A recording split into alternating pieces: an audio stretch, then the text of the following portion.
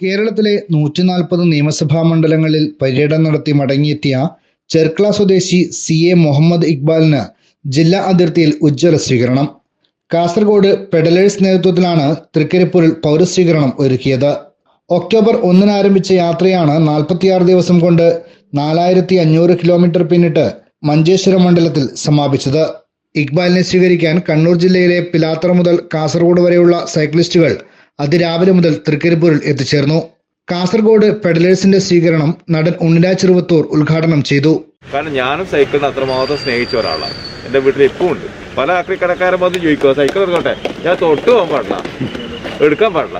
കാരണം അത് അത്രമാത്രം ഞാൻ സൈക്കിൾ സ്നേഹിച്ചാണ്. കാരണം ഞാൻ പത്ര വിതരണം നടത്തിയ ഒരാളാണ്. ഒരു വർഷം പത്ര വിതരണം ചെയ്തു, അല്ലെങ്കിൽ സൈക്കിളിൻ്റെ വീട്ടിൽ തന്നെയായിരുന്നു.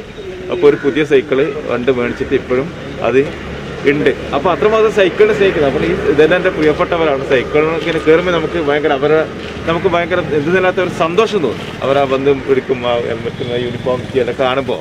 പ്രസിഡന്റ് രതീഷ് അമ്പലത്തറ അധ്യക്ഷത വഹിച്ചു.